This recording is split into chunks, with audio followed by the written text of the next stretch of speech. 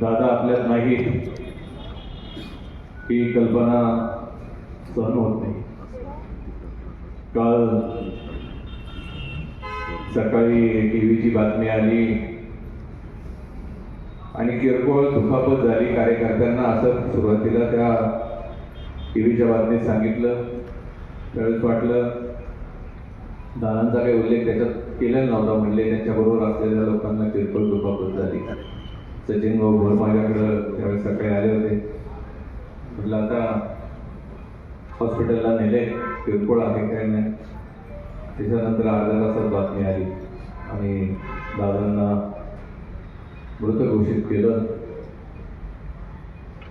खूप शब्द फुटत नव्हते. सचिन भाऊ ढसाढसा रडत होता. आज दादांच्या विविध गोष्टी सगळ्यांनी सांगितल्या. आज